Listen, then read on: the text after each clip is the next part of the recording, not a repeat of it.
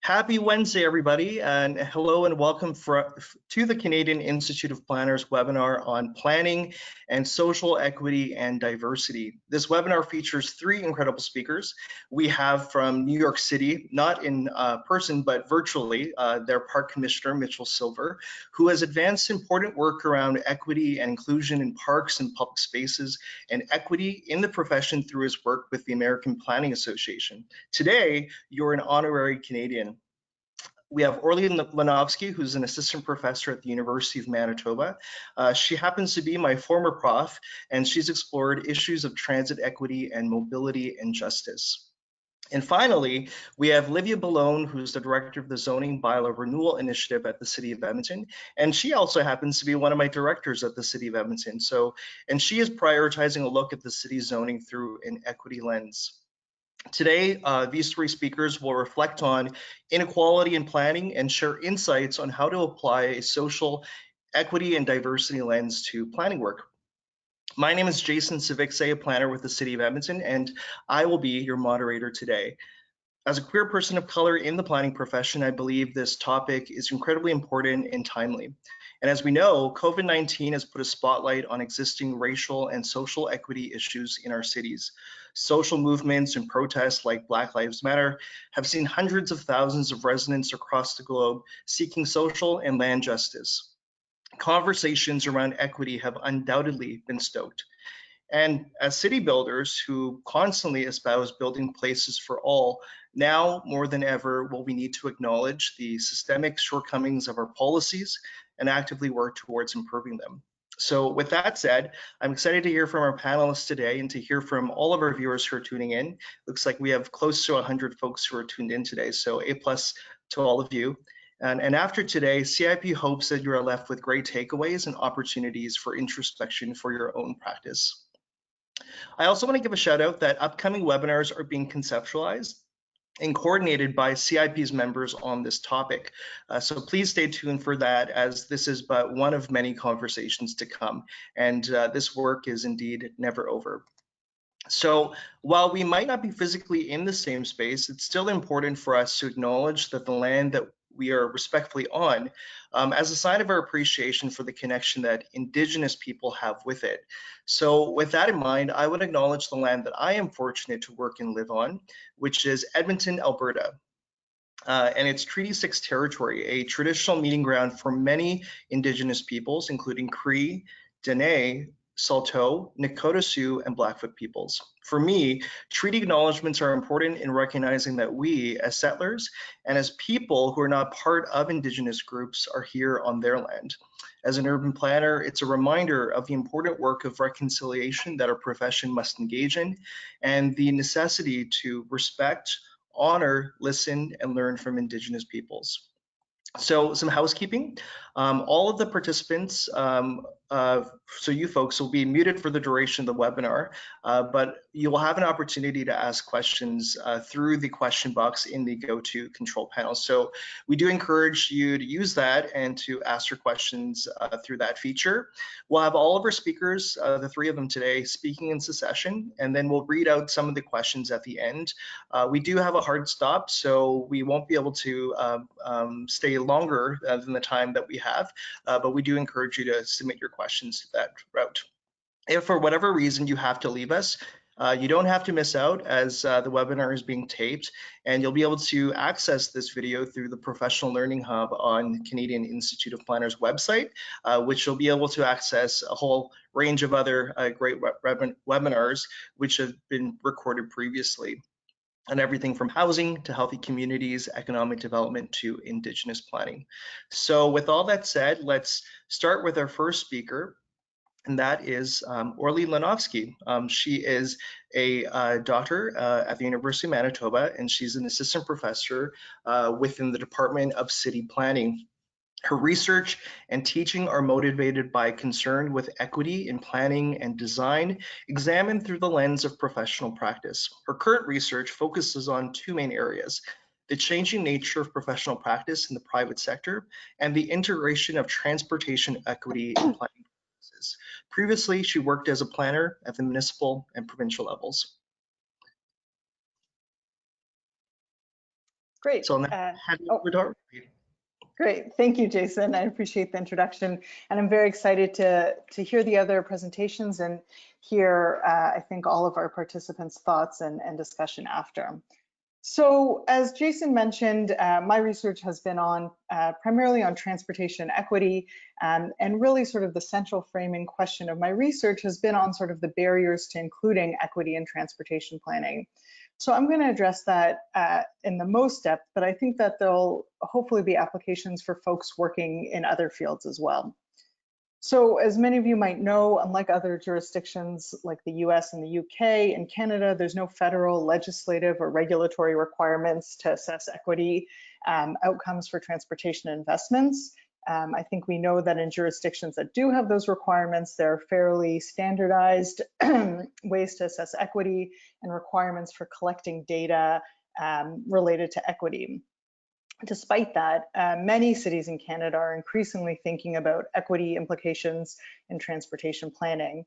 And especially at this moment where we know and have significant evidence that the pandemic has deepened the existing structural inequities, as well as the harms caused by systemic racism are even more apparent, I think it's critical to address equity both in terms of process and in outcomes. So in my work, I've largely focused on understanding professional practices. My focus has really been on the actors involved in shaping transportation investments, including planners and professional engineers, elected officials, and community organizations. So as part of this, I've been working with community-based and advocacy groups in several cities, trying to help build community capacity as a way to facilitate getting appropriate equity measures integrated into the planning process. So a lot of this work is still in process, so I'll talk about some preliminary reflections, which I think will offer the opportunity for discussion about why these barriers exist and some strategies for how to move past them. So I think it's important to note that there's no one definition of equity, and many people have different interpretations of what equity means. So as part of the research that I've been doing with community-based groups, we conducted a survey on how equity should be addressed. And these two quotes sort of show how much divergence there can be in terms of understanding what equity is. So the first quote about prioritizing transportation investments based on what's good for everyone can be seen as sort of broadly about allocating the same resources to everyone, whereas the second quote really focuses this idea of triaging, but focusing on allocating more resources to groups that face more barriers. And I think fundamentally these are different understandings of what equity means. And in discussions that I've had with elected officials, it shows sort of an even greater range of understandings about both what equity is or what it should be. So clearly, if we're not all on the same page in terms of what equity means, it's going to be difficult to address it in any sort of meaningful way. So given these differences, I think it's important to have sort of explicit discussions with communities, with elected officials and other professionals about what values should shape how we understand equity. My work and research operates through a social justice lens, and that sort of approach understands equity as the fair treatment of all in society, but recognizing that due to systemic discrimination and disadvantage, there needs to be specific measures to ensure fairness. Equity-seeking groups are communities that face structural challenges towards equal access, opportunities, and resources. And again, there's no standard definition of an equity-seeking group. This varies depending on context and location, but many may include people with disabilities, racialized groups, Indigenous peoples, LGBTQS people, people living in poverty, immigrants and refugees, women, youth, and seniors. So what does it mean to adopt an equity approach to planning? I think in terms of transportation, we can classify several different ways that investments or policies have created or contributed to inequities, and use that to think about how we should be assessing the implications for our planning work. So one of the categories we can think of in terms of inequities are investments that have destroyed low-income and racialized communities. There's numerous historic examples of this. For example, you can see in this photograph that documented the expropriation of communities in Montreal for the construction of the Ville-Marie Expressway, or the numerous other examples from across Canada, such as Hogan's Alley in Vancouver, Africville in Halifax, and Roostertown in Winnipeg. Arguably, there are more contemporary examples, such as the recent destruction of business communities for the development of transportation infrastructure. There are other ways, too, that transportation planning has contributed to systemic inequities in Canadian cities.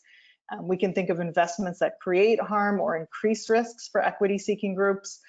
For this, we have examples such as exposure to pollutants or injuries. We know that in Canada, people from some equity-seeking groups have higher exposure to traffic-related pollutants and higher risk for traffic-related injuries.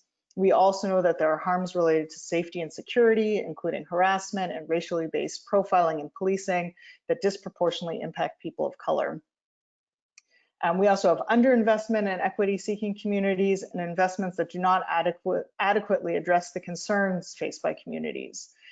For communities that have faced these issues, it's important that we think about this not only in terms of physical investments or infrastructure, but also in terms of policies and service provisions.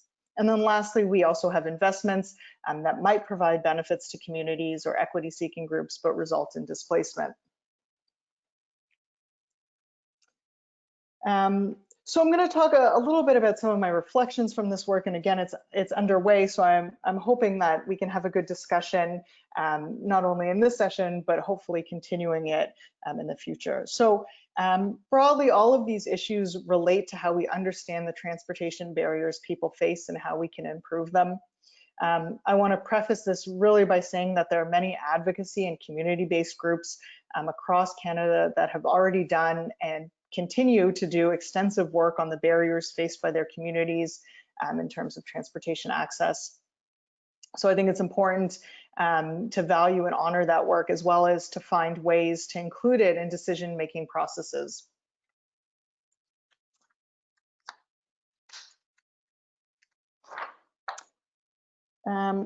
So the first thing I want to talk about is when we allow communities to be involved in transportation planning.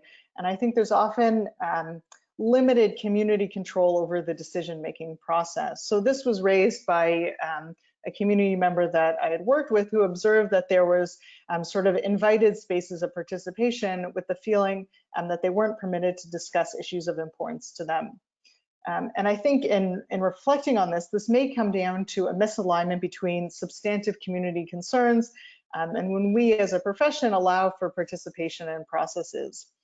So the most common areas that we often seek input from the public are master plans or official plans, when there are major infrastructure projects, sometimes when there are service changes. And here I also have sort of the budgeting process as a question mark, because while increasingly there's engagement or commenting periods for budgeting, I think the complexity and the timing of budgeting often makes it difficult for community members to have substantive input. But community concerns often don't fit into these participation channels.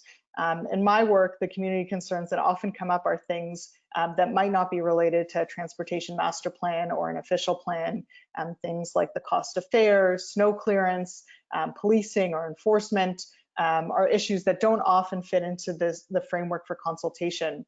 And this is often compounded by the timing of processes, especially when they're mandated legally, which is in contrast to the amount of time that's required to build community capacity for effective engagement. So related to this idea of invited spaces of participation is the impact that communities feel they can have on the decision-making process. So in many cases, community members have provided input or been consulted with numerous times, perhaps with little clarity about the outcomes of these processes. And I think this is especially important to note in light of the significant burden or commitment that we're asking of people to devote in terms of engaging in these processes. So as part of the survey that was designed, co-designed with a community leader steering group, they were interested in why people haven't participated in consultation events. And I'd point out here that sort of the third most common answer after not knowing about it or inconvenient times or location was that they didn't think they would have an impact on the decisions being made.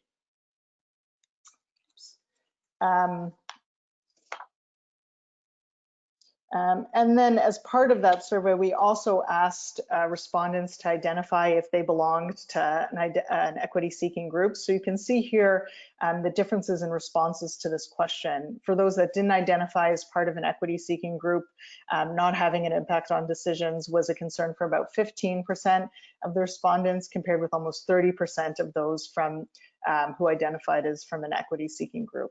So I think this is an important consideration when we're thinking about how we undertake engagement processes, especially with communities that are facing structural and systemic inequities.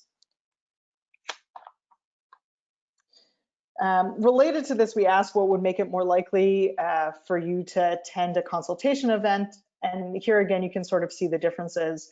Almost 70% of respondents that identified as being from an equity-seeking group noted that they would prefer to have events led by community members or people they trust, compared to only 40% that didn't identify as being part of an equity-seeking group. So I think in many cases, we need to think about how we're structuring engagement and consultation with equity-seeking groups, especially with sort of our history and acknowledging that there's a lot of, might be a lot of community mistrust. The second area that I want to touch on is about the types of information we value and the implications for equity. And this might be more applicable for folks in the transportation field, where there's really been an explosion in terms of mobility data, such as from cell phones or smart cards. But I think it will probably be increasingly relevant to other areas of planning.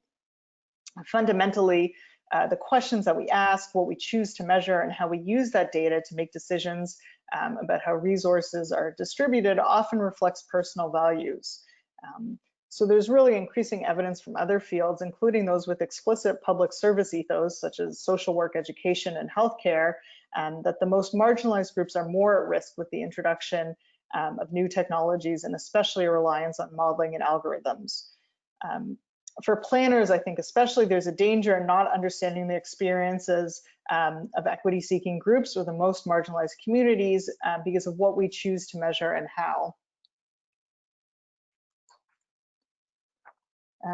So I think we need to be careful about the type of data you rely on, especially when we're thinking about social inclusion or the ability to participate fully in society.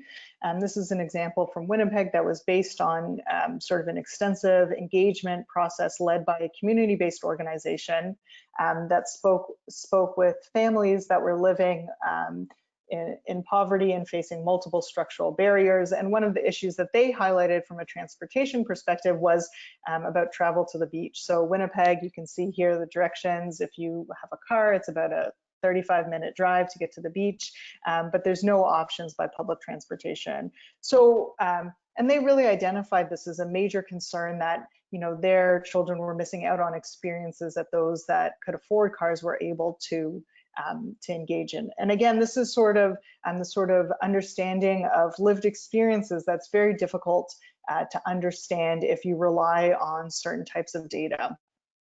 And I think there's similar examples to this in other communities. Really, it's our task to find out what they are and how to be innovative in terms of mitigating that. So we do strive for social inclusion. This is another example, again, from Winnipeg that highlights sort of the limitations of traditional data sources. Again, this is a shared ride service that is run by and for women, and was formed largely in response to the serious safety issues that particularly Indigenous women face in taxis and other forms of transportation. So they offer rides through Facebook, with passengers offering donations to cover the cost of gas, and volunteers fulfilling those rides. So the type of rides that were often, that are often requested illustrate really severe transportation barriers that people are often facing. In many cases, they're not necessarily posting the purpose of the trip, but when they are unable to pay donations, they discuss the reasons, including medical emergencies and to buy food. And this is the last example I'll show from Winnipeg, Bar 9, which provides free rides for people to visit family members in prison. So just in terms of context, prisons in the Winnipeg area are at least 30 kilometers away from the city with no forms of public transportation. So this ride service relies on donations, volunteers, and some grants from community organizations, and was really established because of the well-documented evidence that people do much better if they can maintain family contacts while in prison, but there are serious limitations for people accessing that due to transportation. So I think these examples really show both the resilience of communities in addressing these systemic and structural inequities, but point to the need to develop strategies for addressing these pressing needs that are faced by communities. I think these are important examples of the need to incorporate community-based evidence in how we make decisions and allocate resources, as well as be very purposeful in how we're using different types of evidence in our decision-making strategies.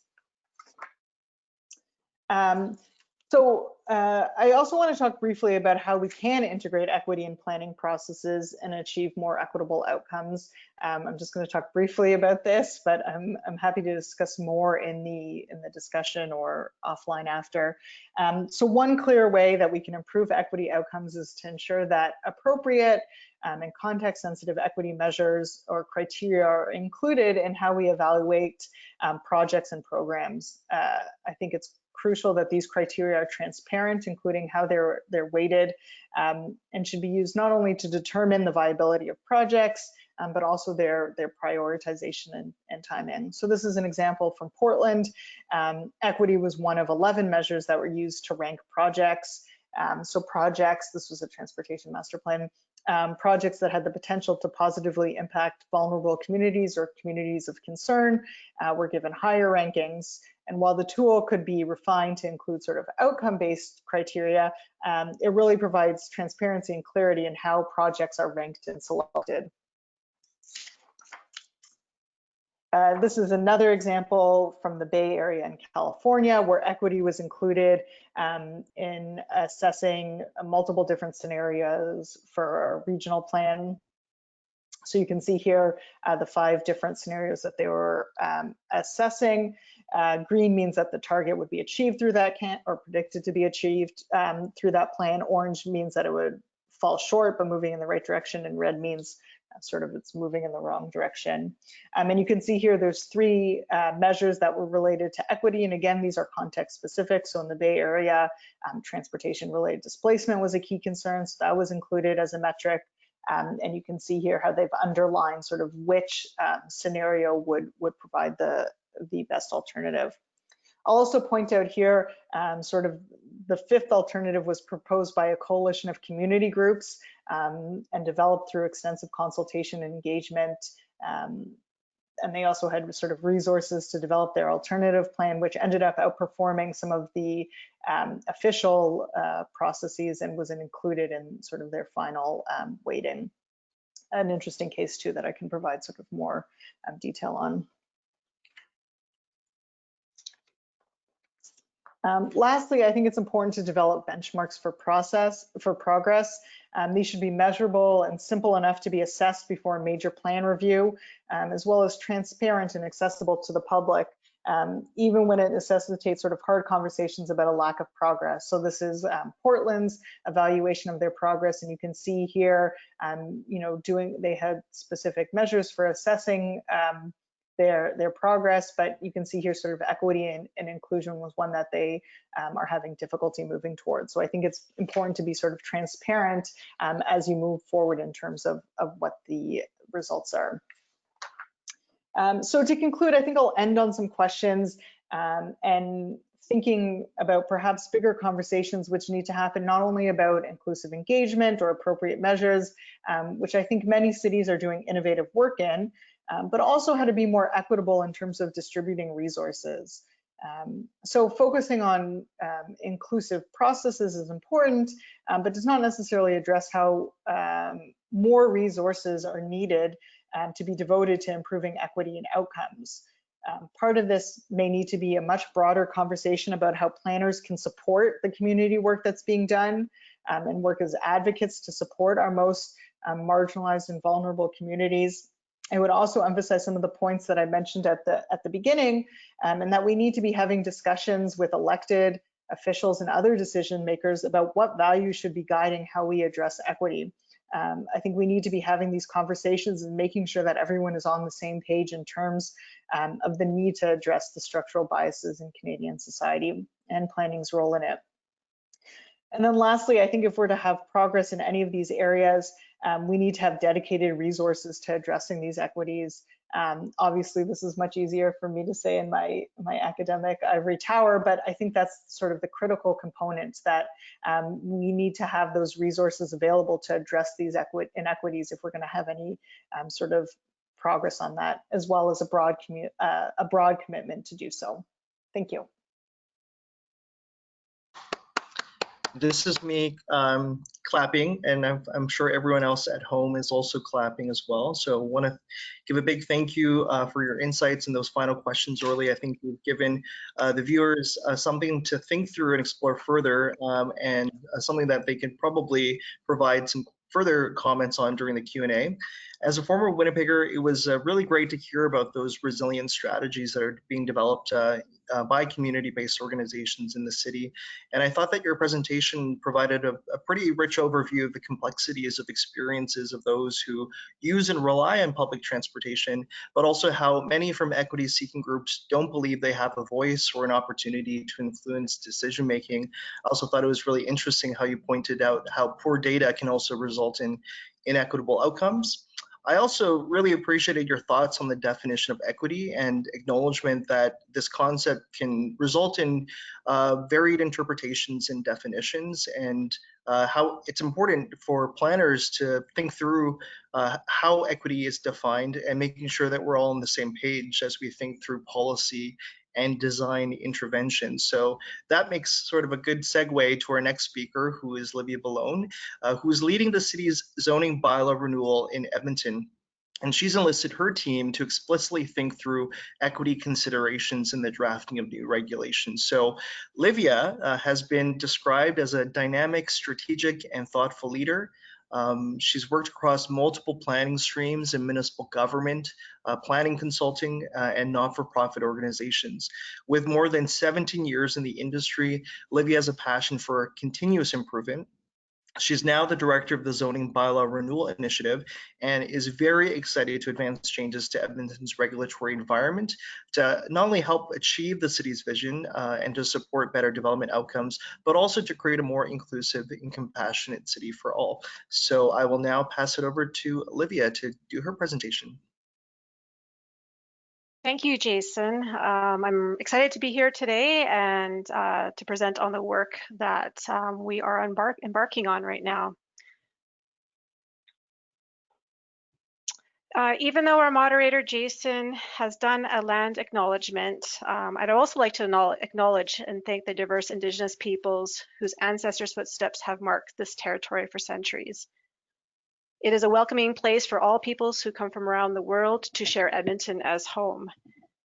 This acknowledgement is significant to me as planning and zoning are really about land. Land is used for many things and is tied to the practice of culture. We owe our presence here and the city's vitality and very existence to the land itself and the cultures that help build this city. In today's presentation, I will share with you our approach to advance our values as being an inclusive and compassionate city in our zoning bylaw renewal initiative.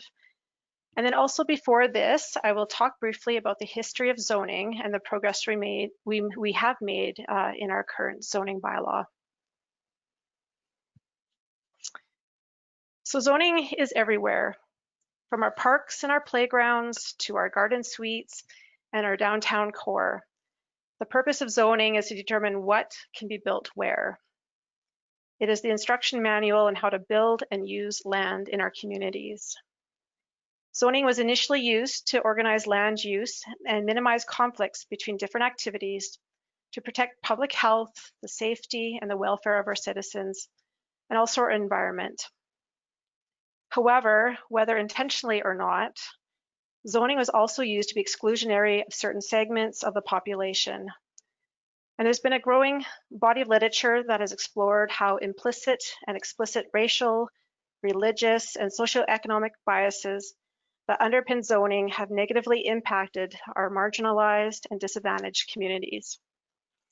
So for example, zoning bylaw regulations require very large minimum lot and house sizes, and specifying narrow range of housing types have often limited choice and kept our low-income populations from certain areas.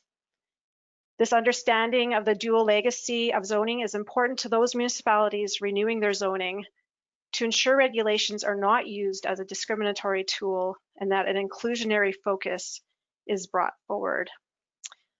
So in Edmonton, our first zoning bylaw was called Zoning Bylaw 26, and it was introduced in 1933.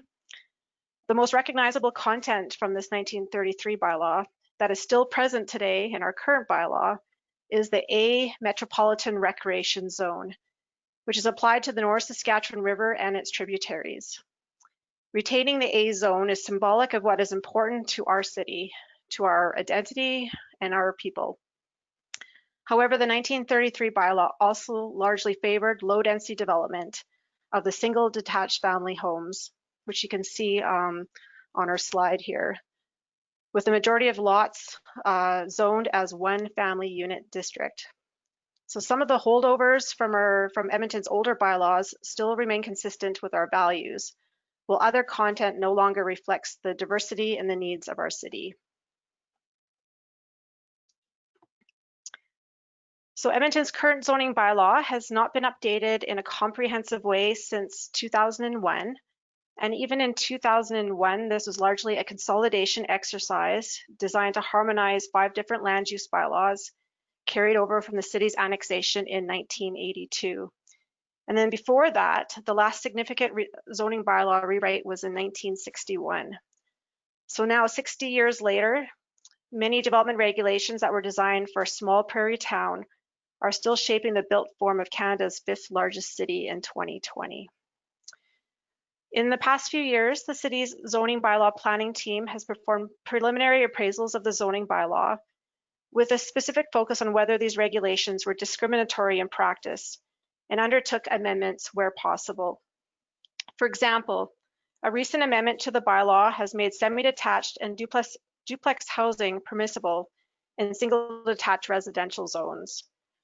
This milestone resembles a historic move made by Minneapolis in 2018 that enabled triplex developments on lots once reserved for single detached homes. Through this simple yet powerful zoning change, these changes made a gesture of inclusivity to both the community and the development industry. Another very recent amendment we undertook is removing parking minimums, allowing homeowners, businesses, and the development industry to decide how much on-site parking to provide on their properties based on their particular lifestyle, activities, and operations. A benefit of this will remove economic barriers to new businesses, but will also provide more diverse, affordable housing options. We also made sure to not add any further regulations that were not consistent with human rights legislation. Even though we've been able to move forward on zoning bylaw amendments that support an inclusive and equitable city, more work definitely needs to be done. We've identified we need to remove people-based regulations. We need to remove the differentiation of community supporting living arrangements, and this will allow for different ways of people living together in all residential zones. We need to provide more flexible regulations to accommodate informal gatherings, the recreation, arts, culture, and spirituality throughout our city. We need to address any unjust processes, such as discriminating against renters for any notifications. And we also need to create a bylaw that is much more approachable in its presentation and understood by most people. We recognize that the Edmonton today requires an updated set of land use regulations that better reflects its current size, future direction, and diversity. And we've asked ourselves some questions. How do we enable a more equitable future for all Edmontonians through zoning? And what do inclusive and compassionate zoning regulations look like? And where do we start? So renewing Edmonton's zoning bylaw, which I'll talk about in the next few slides, provides us the opportunity to review its land use regulations through an equity lens. So our zoning bylaw renewal initiative is a multi-year comprehensive overhaul of our current zoning bylaw that includes rethinking how, what, and why the city regulates in terms of zoning and land development. And for us to collectively question, are we regulating the right things? We need to reimagine Edmonton's regulatory framework. It needs to better serve our needs and our aspirations for our community, for today and for our future. So since 2017, the City of Edmonton has made a concerted effort to update its policy framework to create a vision and direction for Edmonton's future. Renewing Edmonton's zoning bylaw provides an opportunity to strategically align our city building tools from the top down, from strategy to regulation, and ensure all Edmontonians and city builders have the tools necessary to build the city envisioned and connect Edmonton, the city's strategic plan, and also our draft city plan, which is our soon to be official community plan. Our new city plan will gives us the direction to be an inclusive and a compassionate city. And being inclusive and compassionate means we are rooted in concepts and efforts to improve equity, end poverty, eliminate racism, and make clear progress towards truth and reconciliation. These are complex, multifaceted problems which require a number of different approaches. And renewing Edmonton zoning bylaw is one approach to advance equity. So we were able to do engagement along the city plan engagement for the last couple of years. And we combined this feedback from Edmontonians with research into municipal best practices, development trends, and new and emerging city policy to inform our approach to drafting the new zoning bylaw. And our approach really falls into these 7 categories. We need to have a new layout and interface to improve user experience. The language of the bylaw will need to be more accessible. The new zoning bylaw will follow a hybrid structure, incorporating elements of use-based, form-based, performance-based, and incentive-based zoning. We will develop fewer, more enabling and inclusive zones to accommodate a range of build forms and broader uses. And this will enable communities to adapt over time. The intent of each regulation and the outcome it is meant to achieve will be clearly communicated. And we need to create a zoning bylaw for everyone. All Edmontonians should be able to participate in the city envisioned in our strategic plans. Regulations will need to be written through the lenses such as inclusivity, accessibility, reconciliation, age, and gender. Earlier this year, the Zoning Bylaw Renewal Initiative was chosen as a gender-based analysis plus project for the City of Edmonton. GBA plus is a process that we use to ensure we consider multiple perspectives in our work, particularly including the perspectives of marginalized Edmontonians who are not often represented or heard from when decisions are being made. Our first step in this process, as a planning team, we committed to GBA Plus training, online and in person. And then we've also continued with our personal and professional learning and reflection. We then worked with our equity specialist and our GBA Plus Center of Excellence to develop our GBA Plus and equity approach for the Zoning Bylaw Renewal Initiative. So we decided on these 3 goals for our GBA Plus and equity approach. The goals are to affirm the city's commitment in addressing discriminatory regulations and practice, to research and explore how planning, policies, and regulations have led to unintended social impacts. And this includes listening and learning from equity-seeking groups, to promote equity and explicitly remove barriers in the city's zoning bylaw regulations that perpetuate inequity. One of the main deliverables of our approach is to develop a GBA Plus and equity toolkit to help guide the writing of equitable zoning regulations. So the GBA Plus and equity toolkit seeks to provide guidance to the zoning bylaw planning team and others on how to best consider concepts of equity and diversity while drafting regulations for the new zoning bylaw. To ensure it's appropriately utilized and referenced, it will be embedded to the Zoning Bylaw Renewals Initiative decision-making framework.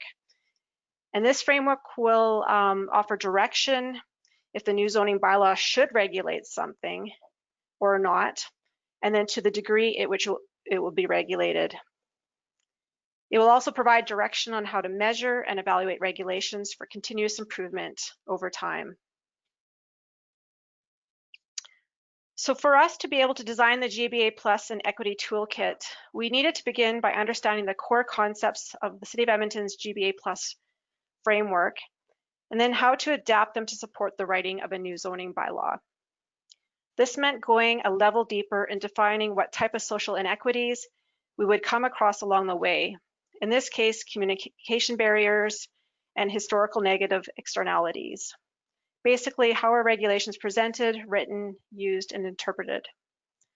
Then an understanding of how these regulations affect users and marginalized or vulnerable populations by recognizing different identity factors, and then applying the intersectional lens. And finally, then we wanted to define what equity measures. In this case, it will mostly take the form of regulations that will remove and prevent social inequities. So this really, in a nutshell, is our framework and the role of the GBA Plus and Equity Toolkit. We are currently in the process of prototyping the toolkit internally. We know that it will evolve over time as we engage with academic institutions and researchers and community members to better understand their experiences with Edmonton zoning bylaw and with zoning in general. So the GBA Plus Equity Toolkit will be developed through a 4-phased approach. We are currently in pretty much in the phase 1 and phase 2. We just started this work in August. So phase 1, research and reflection, focuses on the variety of activities to learn and seek to understand the impacts of zoning. In this phase, we'll be reaching out to community organizations and community leaders to understand their experiences with Edmonton zoning bylaw. We will also be working with the University of Alberta on a joint research study. The study will consist of a thorough review of academic literature, best practices, relevant case law to explore the intersections of equity, human rights, and land use regulations.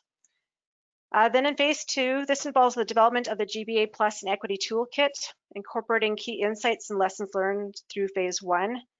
And as mentioned on the previous slide, we're internally hosting workshops with various city teams right now and have begun to ensure that the toolkit is helpful and functional.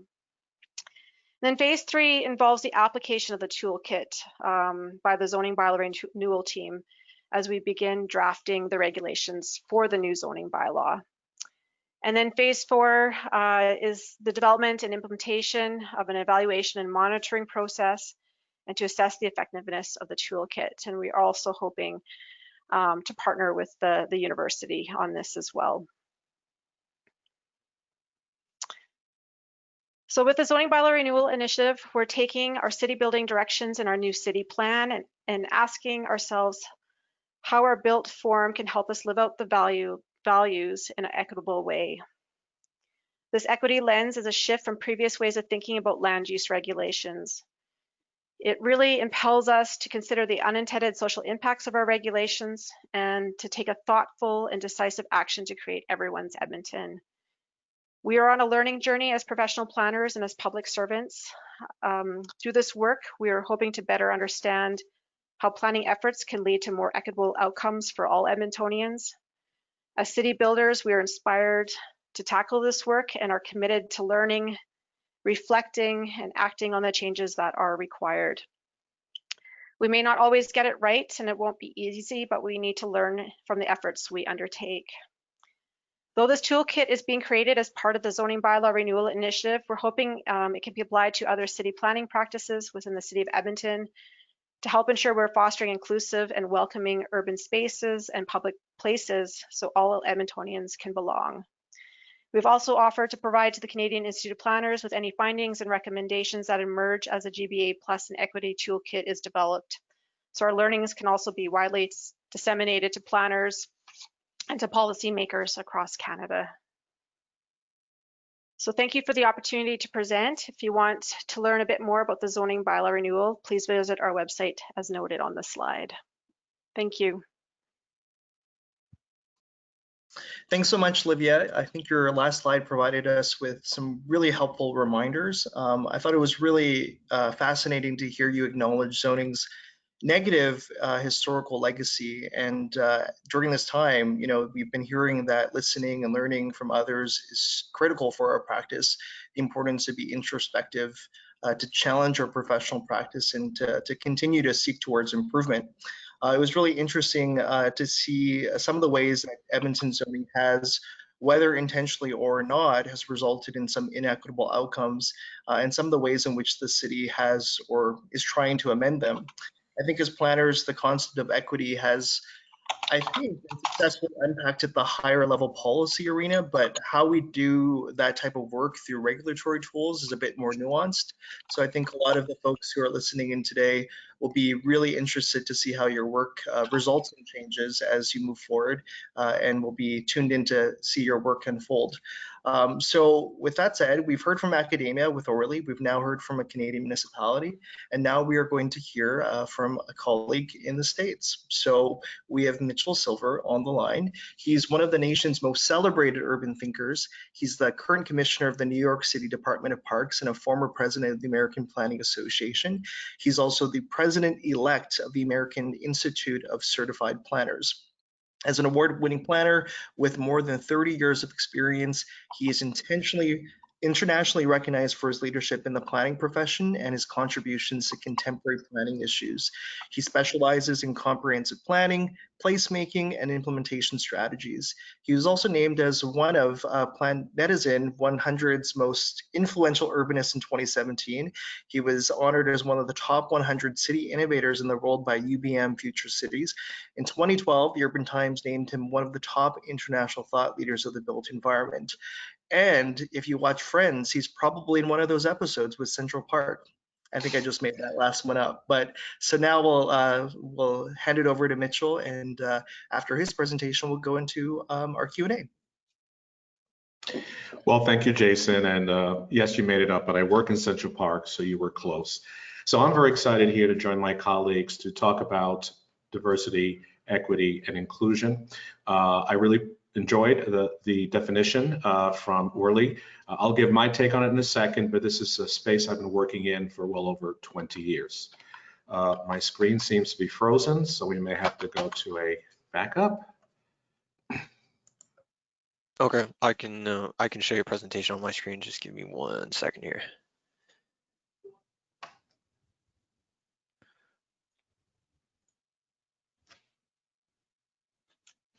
Does that look okay? Yes, it does. Okay. Okay. All right, let's go to the next slide. So just in terms of the US, I wanted to just share that equity is not something that's new. From really the birth of the profession in the United States, equity was something that was talked about when we looked at the scientific efficiency, civic beauty, and social equity. If we fast forward to the 1960s, when the civil rights movement emerged, people really fought for equal rights. And then in the 1990s, this whole notion of the three triangles of sustainability, we looked at social equity, we looked at sustainability, economy, and equity. But it wasn't really till the 2010s when we had the Great Recession, when for the first time, Main Street was upset that Wall Street was bailed out, and they felt very passionate that this was not fair. And the rise of equity for the first time didn't just affect people of color, it affected everyone. Next slide. I want to quickly go over the AICP Code of Ethics. I'm now going to become president in January of the institution. What I like about the AICP is that we have a code of ethics that guides how we should operate in our profession. I'm not going to read it all here, but you can certainly get this online. But it talks about how we have to really serve the public interest with compassion. We should be conscientious of the rights of others. But its principle 1F is the one that probably moves me the most. Well, it challenges planners, these are aspirational principles, to seek social justice by expanding choice and opportunity, recognizing the needs of the disadvantaged, and to promote racial and economic integration.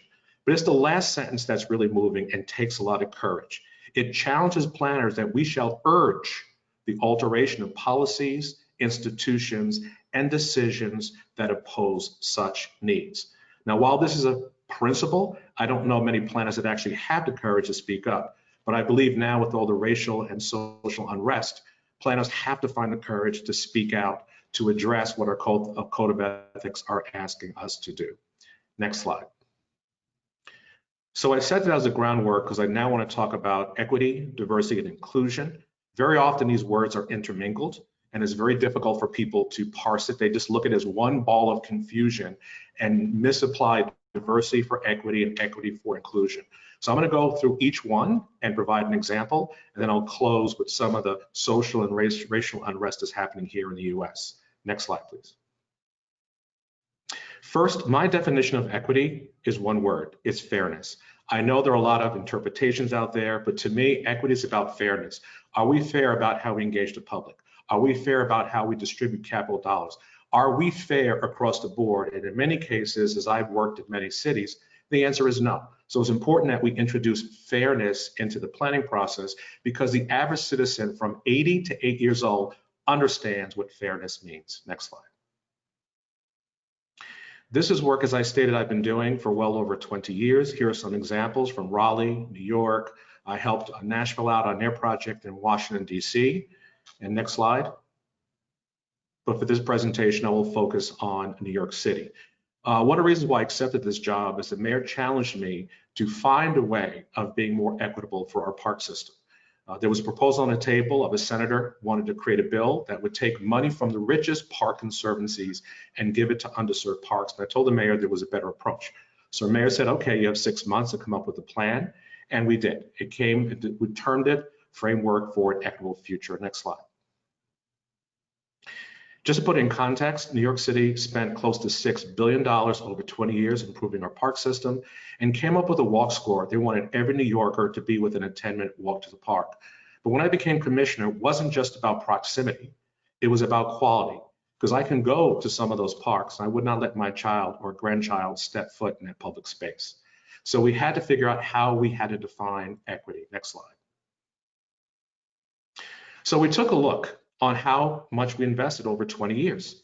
And we wanted to find out how many of our public spaces received less than $250,000 over 20 years. That's a lifetime of a child going from kindergarten to college that public space saw little to no investment. And when we did this data-driven analysis, we didn't poll anyone. Next slide, you can press it again. It turned out that there were 215 parks hiding in plain sight that received less than $250,000 over 2 decades. Next slide. So the mayor did something remarkable. He decided to change it and invested over $300 million to transform, totally recreate 67 of the 215 parks. This had never been done before, but it was our way of telling the public it was not fair. You're now going to go to the front of the line and we're now going to address your public space. Next slide.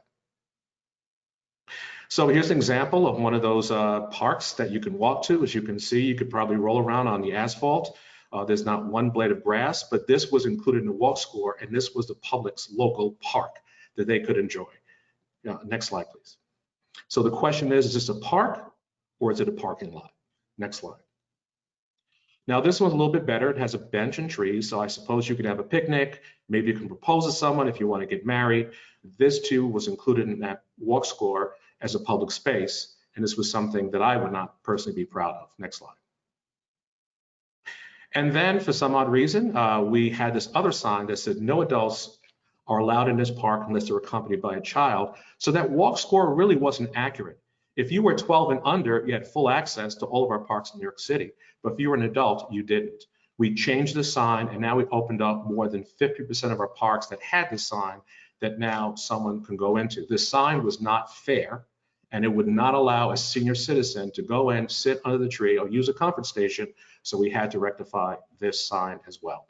The alternative was that we were going to have a concession outside of each park where you can rent a child to go in, and I felt that was not a good approach. So we tried something different. Next slide. So what do? We came up with a whole new design precedent, very vibrant, spray features, adult fitness equipment. Next slide. Very vibrant colors. These are now town centers. These are civic commons. We want to make sure it was inviting and beautiful. Next slide. Big demand for breaking up the asphalt, making it greener and more beautiful. This is stormwater retention, and this by all residents was saying they wanted more green space because it is so therapeutic, reduces stress and anxiety. This is now part of our new approach. Next slide. And we wanted to make sure we had lots of seating, whether you had a stroller, you're a senior citizen, you're in a wheelchair, a lot more seating in all of our parks, and we had to deal with the concern about the homeless invading our parks. We plan for what we want to see, not what we don't want to see. Next slide. So here's a quick example in the Bronx, one of the parks that we had renovated. Next slide. It's next to a community college, and as you can see, this is very foreboding, uninviting. But what's different about this park, it actually did have a lot of vegetation, not just asphalt. Next slide. And there it is. Now, I'm horrified that this is part of our parks portfolio, but this in fact was a park that was part of the walk school. We had to change it. Next slide. So we recognized it was near a college. We wanted to make sure it had a lot of access through it. Next slide, that people could actually flow and get through it. And you see the community college in the background. Now, for the first time, this is a public space that people can be proud of and enjoy and engage. Now, this project was so powerful, I have to tell this very quick story that there was one of these parks we opened up in Brooklyn. Is your typical asphalt playground. We put in asphalt turf, we put in a track, and this little boy, about 8 years old, Hispanic, refused to go into the park the day we were cutting the ribbon. And my staff approached this little boy and we asked him, why wouldn't you come in? And the little boy said that he didn't know how much it cost to go into this free public park because it looked so beautiful. Next slide. And this is the park and this little boy. His life has changed because we decided to be fair about how it improved our public space. To imagine he would not go into this public space because he thought he had to pay for it. It looked that nice. So this is something we felt we had to change citywide, and we want to make sure we didn't just want to talk equity, we want to actually do equity. Next slide. As a result of this program, we've already completed 49 of the 67. We've now improved 70 acres of urban parkland, and usership compared to other parks in our park system has increased by 50% in communities that had been neglected for 2 decades. Next slide. We also were very focused on making sure the public realm was seamless. We wanted to provide more access to our residents. I believe that people may eat and sleep in their homes or apartments, but they live in the public realm. Next slide. And we look very carefully at the consumers who use our public spaces, and we recognize that newer generations are consumers of goods. Older generations are consumers of goods, but the newer generations are consumers of experiences. So I challenge my staff that we should not just be designers and planners, but we should also be experience builders. Next slide. We get over 130 million visits to our parks annually. Now, clearly this was pre-COVID, but it shows you the importance and value of public space to New Yorkers.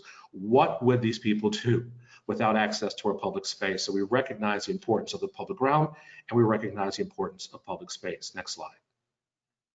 So we look very carefully. Every city has what I called underperforming asphalt. In this particular case, this is by Madison Square Garden. This is the Flatiron District. And here was a street that was converted to a public space. Why are people there? Because they enjoy the experience. So we're looking for all those spaces, cities that are space starved or land starved. And I tell them, if you have streets and sidewalks, you can create a dynamic public space. Next slide. So this gave launch to what we call this program, which we call Parks Without Borders. We took a hard look at our public realm, streets, sidewalks, et cetera, and realized that parks represented 14% of New York City's footprint, and streets and sidewalks represented 26%. Collectively, 40% of New York City is in the public realm. It's just managed poorly. We give far too much for cars, and now we're able to really transform and improve our public realm system by having a seamless public realm. Next slide. I always like a quote by Frederick Law Olmsted, who was really the godfather of landscape architecture, and he said the sidewalk adjacent to the park should be considered the outer park. Next slide. That was Olmsted. Next slide. And also, when we take a look at our sidewalks, you see a sidewalk, I see an outer park. Even our charter said that the Parks Department has jurisdiction over the sidewalk next to the park. So I told my staff, we're no longer going to call this a sidewalk, we're going to call this an outer park. Secondly, New York City is fence and gate happy, and there's a dog that's just hoping to get into the park to smell some grass, but for some reason, we put these perimeter fences around all our parks, separating out the public ground. It should be seamless and not segmented. Next slide. I love this example because here's this small space. I had a feeling that they thought the trees were going to run away at night, so we put a fence around the trees. And this is the craziness of New York City, feeling they have to put a perimeter fence in order to protect public space. The good news is this fence is now taken down. This is now a butterfly garden, and now it's integrated into the public realm of the city. Next slide. And people say, wait a minute, if you take down the fence or lower the fence, won't it make it less safe? And I'll challenge people, can you see what's happening down the block behind this fence? You can't, because it obscures the view, it makes it feel less safe. And so, in fact, by having a gate doesn't increase safety, it actually decreases safety. Next slide. And then here's an example of one of our pools, a sitting area where kids during summer camp can eat their lunch. The sad thing, it doesn't look like this. Next slide. It looks like this. Why are we imprisoning our children just to have lunch? We had to rethink our entire strategy about making parks more accessible and a message we send about putting up fences. Next slide. So no surprise with a whole entire rethink. We're lowering the fences using vibrant colors to make the spaces more exciting and more accessible. Next slide. So that gave birth to our program called Parks Without Borders. Next slide. This is a $50 million program, and the key strategy is to really make parks more accessible for all New Yorkers. Next slide. The approach is simple. It's a design approach. It's to look at the edges, the entrances, and the adjacent park spaces to make them better connected and blend into the public realm of the entire community. Next slide. For entrances is to open up sight lines, remove gates, lower gates, add furnishing and amenities that draw more people into the park, and you see the before and after. Next slide. For this one, we want to make sure that people visually have a better connection into the park itself. Parks close, but our sidewalks never close. And so for those that just want to take a break, enjoy the greenery and sit on the sidewalk, now we're treating the sidewalk as the outer park, and we do a new park design. We look at the edge as well. By lowering the fence, improves the sight line, improves safety, and a person feels safer when they can actually see what's around them. Next slide. And then we want to take advantage of these adjacent park spaces that really are being underused. And so now we're just opening them up and incorporating them into the park design. Next slide. The example I'm going to use is in Seward Park. This is the first municipal playground in the United States. Next slide. We did about 8 showcase projects. Here's an example of Seward Park, an historic library. Next slide. But it is fenced off. You cannot get into this playground. I mean, you cannot get into the library. You have to walk entirely around the block to get in.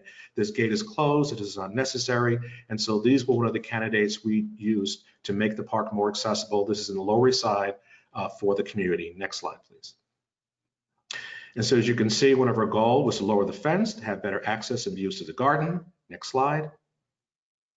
And the design really included creating a plaza in front of the library, opening it up to the street, removing that fence so the public has better access to it. Next slide. You're now looking at a before slide. You can see the fence on the street I mentioned before. The path you see before you is where people go in to access the library. This is a very poorly designed public space. And we went from this has now been completed. Next slide, please. And now it looks like this. This opened up last year. Now there are benches, there are seating, it's a public plaza.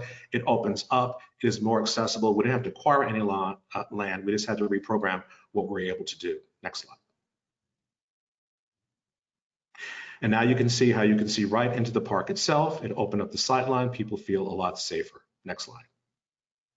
In terms of diversity, I'm going to go through this quickly because I'm looking at the time. Next slide.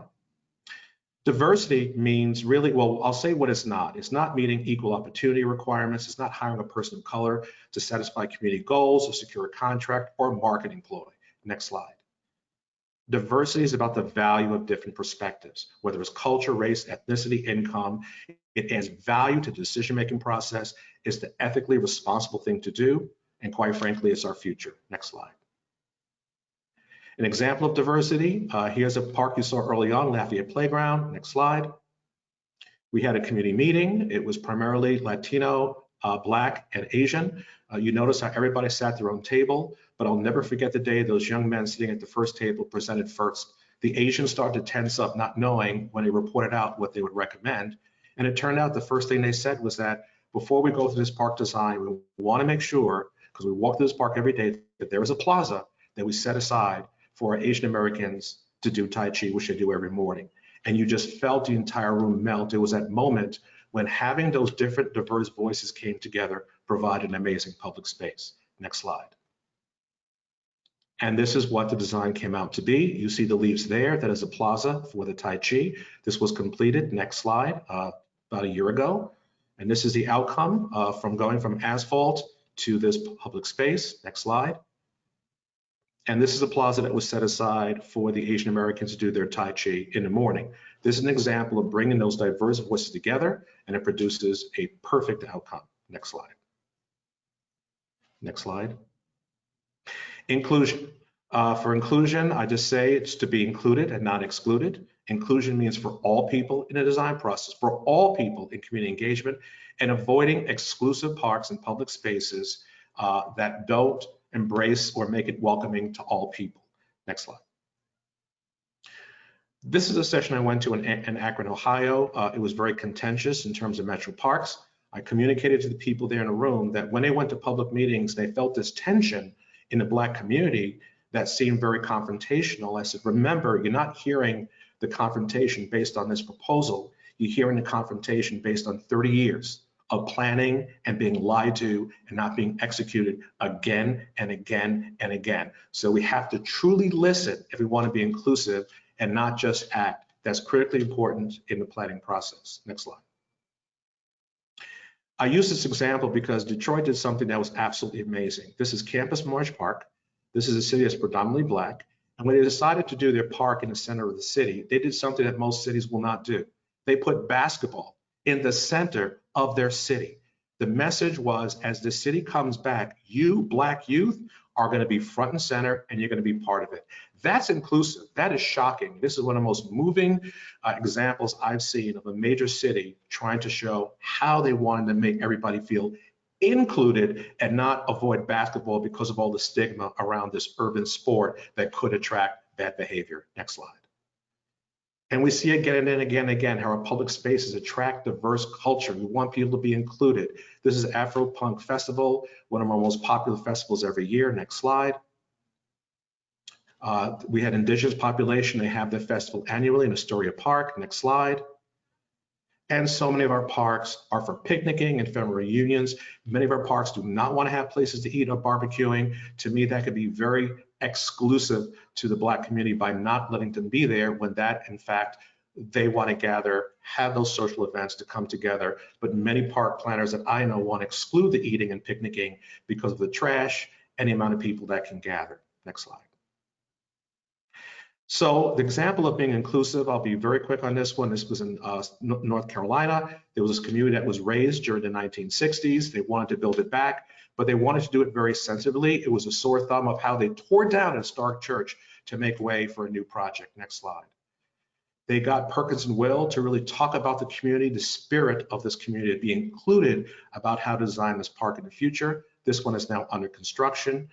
You can see for yourself some of the testimonies from the community that they really understood how they had to go through a journey to unlock what this community, this location meant to this community. Next slide. And so as a result, they said it was not just four walls, it was a quiet piece of architecture. And now this is the end result. I believe it was called Emancipation Park, which is in Greenville, North Carolina. So as I close, I just want to share with you a new dilemma that we're dealing with, Black Lives Matter. It is front and center here in the US, as I'm sure it is in Canada. Next slide. And so now we're not only dealing with what is happening in our public space about people feeling excluded, not feeling safe, we're now dealing with the issue of how Black people are really speaking up about how they feel in public space. Next slide. We want to make sure that we listen to our staff. So many people in the Black Lives Matter movement, people or allies are saying, what can I do? Our first question really is, you should ask, how do you feel? And we did that with our staff. And as a result, they felt very compelled that they wanted to create and show solidarity with the Black Lives Matter movement. And so Juneteenth is a day when Blacks officially were freed from slavery. And so we renamed a portion of our park Juneteenth Grove. Because it was the 19th, we planted 19 trees. We painted 19 benches of Pan-African colors. You can see it right here. Next slide. This was an employee-driven exercise. There's one of our employees painting one of the benches. Next slide. And I had an opportunity of praying for the tree that I had planted, both the roots going down to our ancestors who had passed away, and then the roots going up to those who had been murdered, such as Breonna Taylor and George Floyd. Next slide. And so all races came together, employees, to create this public space. It came out of listening before we did something. And as a result, this is something we're going to do more and more throughout our city to be more inclusive to our residents and our employees. Next slide. So our goal is to make more equitable, diverse, and inclusive public spaces for all people and make sure it's for all people. The bottom line is, let's make sure we understand that equity, diversity, and inclusiveness all mean something different. Let's embrace it, let's advance it as planners and as human beings. Next slide. Thank you. Thank you so much, Mitchell, for that masterclass on the importance of our public realm and equity intersections. I really loved all of the photos that you shared, and especially, Jade Pitter has been tweeting quite a bit recently about Black public joy and how we should be fostering that through a city's public spaces. So I really loved those photos. If I had it my way, your episode of Friends would be titled, "The one where they lift up the voices of the marginalized, rebalance the power structures at play, and build truly inclusive places for all." Or, "The one where they build a longer table, not higher fences." And as we know, parks and public spaces have been a meaningful amenity during this pandemic. I really enjoyed how you punctuated AICP's Code of Ethics and how it urges planners to seek social justice in their professional practice. When I was in planning school, I always thought all of my classmates felt the same way about our role in centering social justice in our work, but quickly realized in professional practice that not everyone sees sort of that connection between land use and social planning. And so I really liked your statement about we have to have the courage to address equity in our work, and we shouldn't just talk about equity, we need to do it. So really appreciated your presentation. I want to give a big shout out to all three presenters today, and hopefully you guys could be clapping for them at your desk or wherever you are working today. So big shout out to Orly Linovsky, to Olivia Ballone, and to Mitchell Silver. So now it looks like we have about 17 minutes left for Q&A. So I want to remind everyone who is tuning in, it looks like we have about 170 folks who are online, to use the GoToWebinar platform, the chat feature there, and submit your questions, and hopefully we'll be able to answer them all. And also a reminder that if you do need to tune out it for whatever reason, that this is all being recorded, so you'll be able to take a look at the presentation and other presentations on the Professional Learning Hub on CIP's website. So yeah, I guess I'll take a look at the questions box. It looks like there was a question that popped up throughout the presentation, and I think that all three speakers have already touched on this, but I do just want to read it out and pose it back to the panelists to see if there's anything else you'd like to add to it. But the question was, can anyone provide a definition between equality outcomes and equity outcomes as applied within transportation planning? And what data would be collected as a function of equity in transportation?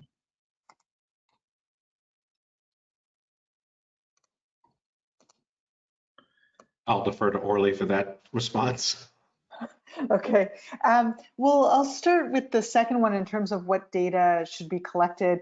It really is context specific. There are so many differences across Canadian cities and regions. Unfortunately, I don't know where folks are listening in from, but you think about sort of the context in prairie cities versus Toronto, Montreal, Vancouver. You think about what's appropriate for areas with more of a rural population is not the same for urban areas. So I think it needs to be context specific, and that's difficult, obviously. I think those measures have to come out of listening to community needs and concerns, and acknowledging that some of those community needs cannot be addressed with traditional types of data collection. So if you're looking at just census data, or if you're looking at mobile phone data, there are limitations in that. So, I think they're context specific, and you're going to have to work to sort of develop them depending on your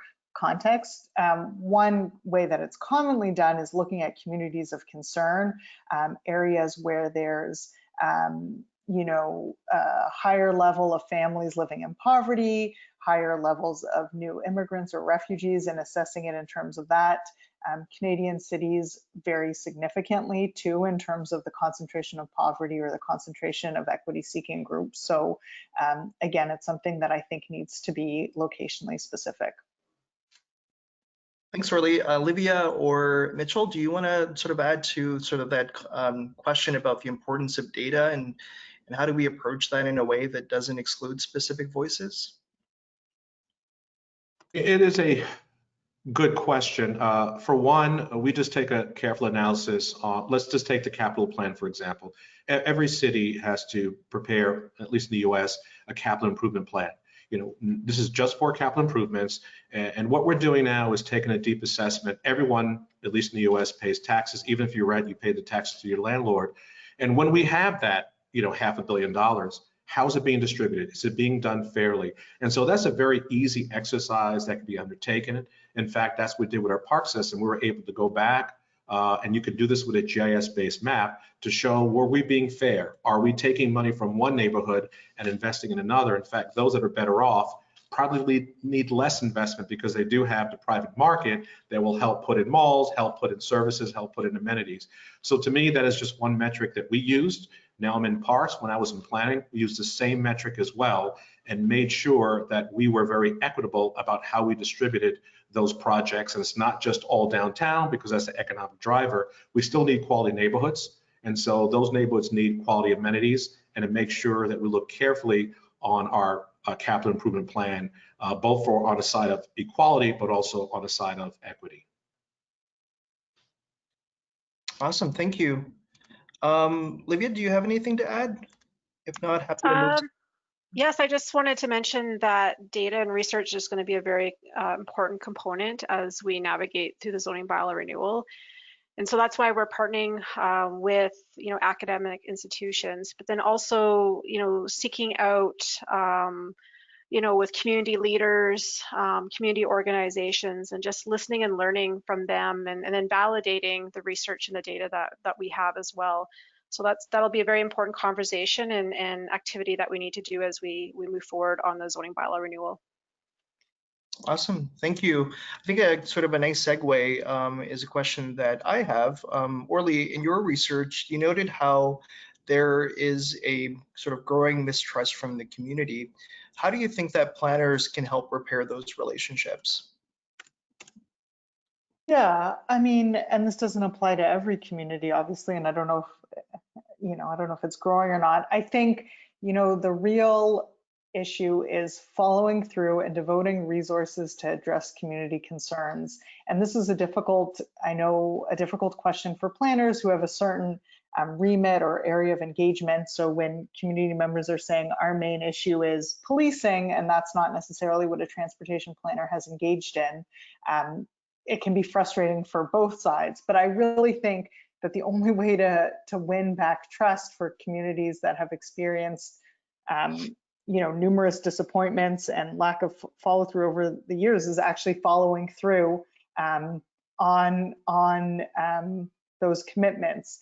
I'm glad that Mitchell brought up the capital improvement plan. I think we need to have a hard look at how we're spending our municipal budgets and whether they're being allocated fairly. And I think part of that will be dedicating resources, financial resources, to addressing the concerns in communities and doing it in a way that's responsive to their needs. Awesome. Do Olivia or Mitchell have anything to add to that question? No, I'm good. Awesome. Well, I think that other point about distribution of resources is really important. I think that all of us can sort of agree that during this pandemic, business recovery really emerged as one of the more loud issues. So as we move forward, how do we ensure that we don't preclude the application of equity and reconciliation, and how might we govern differently? I don't know if anyone wants to respond to that question. Well, in New York City, we certainly recognize that Black and brown communities were affected most by COVID. So from an equity point of view, we certainly focused our attention on open spaces, a lot of resources were traveling to those communities. And even when we took a look at how we had to come up with a strategy for all the new resources the city was able to provide, we did focus on those underserved communities, which happened to be Black and brown. The COVID just exposed the inequities we already knew existed. And so the mayor is very focused as we meet as his cabinet team to make sure we do prioritize and shift those resources, do special programs, try to open up more of those public spaces that were closed. And so certainly it did highlight the inequity we knew existed, but now we had a very quick laser focused response on now what can we do? And that continues to this very day. Right on. Does Livia or Orly have anything to add to that question? I could add, I know for the city of Edmonton, we've had policies in place and our Art of Inclusion framework, but with COVID now, it has definitely elevated the conversation. And with our project also being a pilot project for the city of Edmonton, we're able to get support among our city councilors, our administration, and then working with all of our stakeholders and communities that this is a really important component of our renewal. And equity and inclusion and a compassionate city is going to be up front as we move forward on rewriting our zoning bylaw.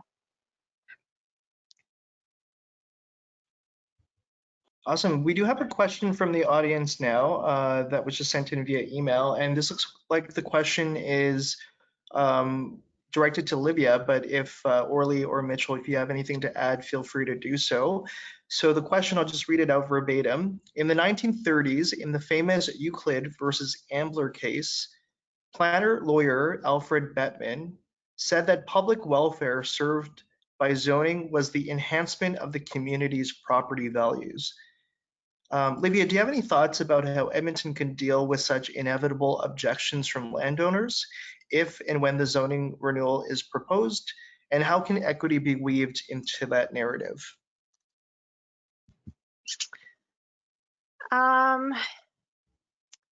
How we're moving forward on this conversation is that our official plan, which is our new city plan, it's just going through the approval processes now, really gives us the direction on the what.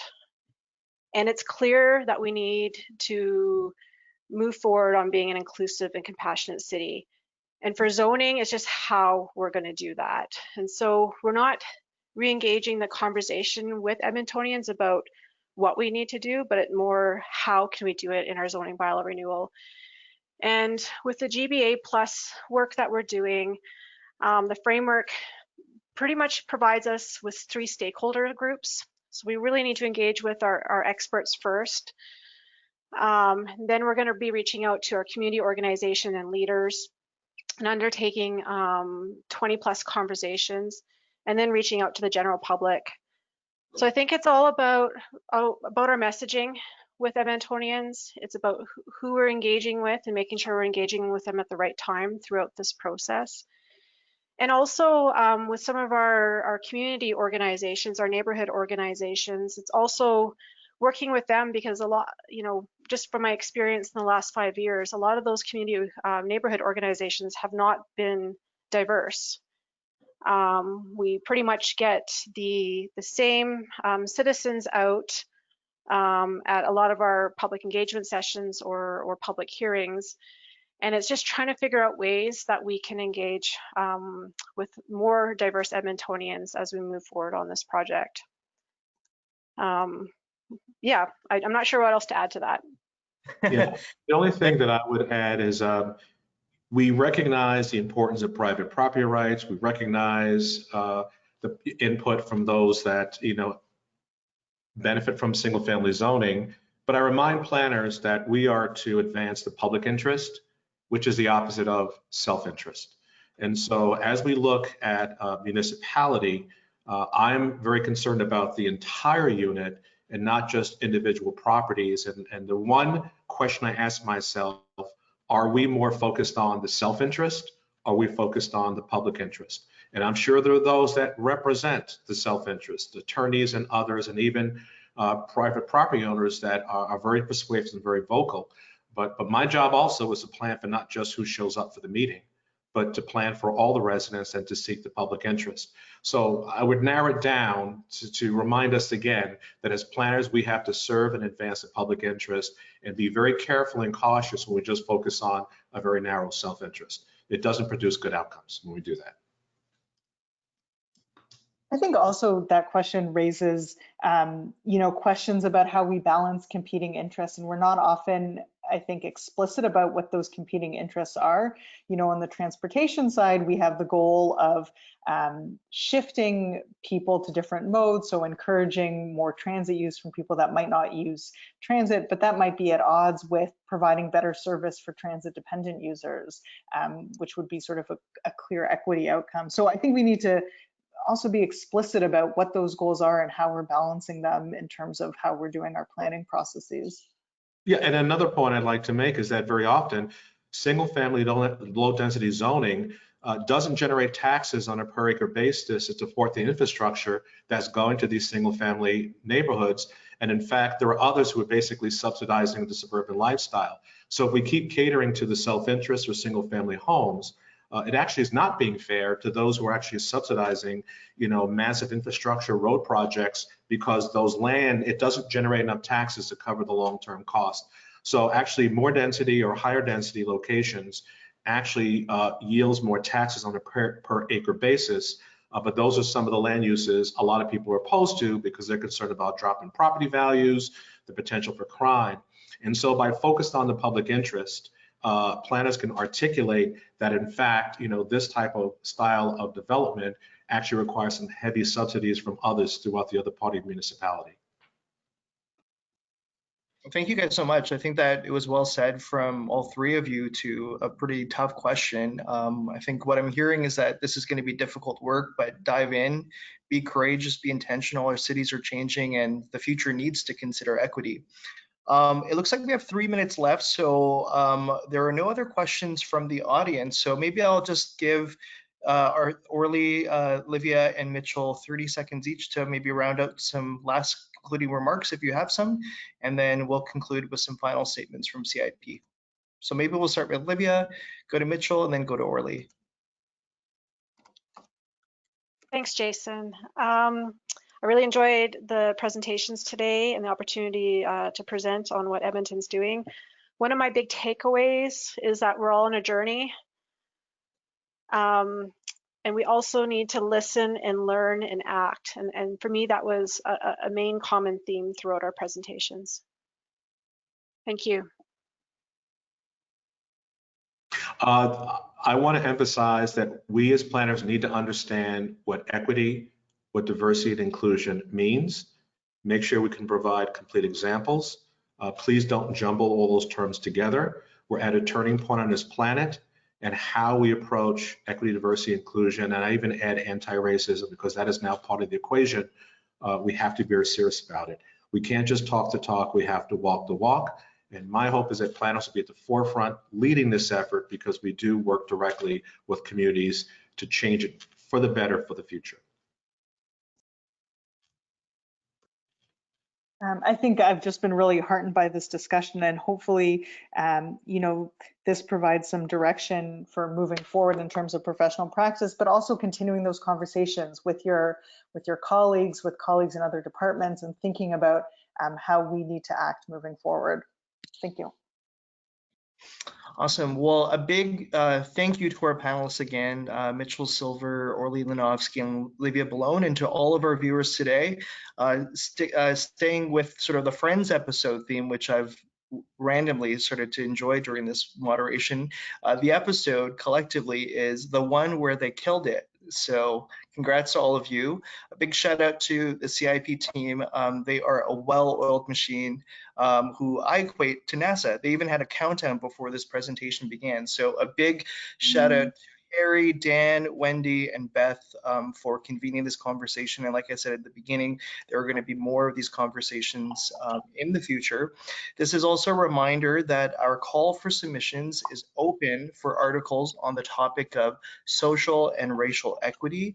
And your deadline to submit those are December 14th, 2020. So I'm sure all of you are inspired by today's presentation, and you might have some thoughts and you would like to explore. So we want you to submit those articles to us for Plan Canada. It's also another reminder that registration is open for the online Elevation Conference, which was supposed to happen in Whistler, but now can happen from the luxury of your own home. And you could probably put a background image of Whistler if you so choose. You can register from in between November, or the conference is happening between November 17th to 20th. So registration is open, and please consider taking part in that. And then finally, the next webinar of the core program will be on making technology work for planners. So this one I think is topical for all of us because we are all sort of learning how to unmute and mute ourselves, and also learning how to make our backdrops look nicer and more aesthetically pleasing while we're on calls with our colleagues and communities. So we'll be hosting that on Wednesday, October 28th in French, and one on Thursday, October 29th in English. So a big thank you to our panelists again, a big shout out to CIP, and a big thank you to all of you for participating. We'll see you, and continue to be kind to others. We'll talk to you soon. Bye. Right.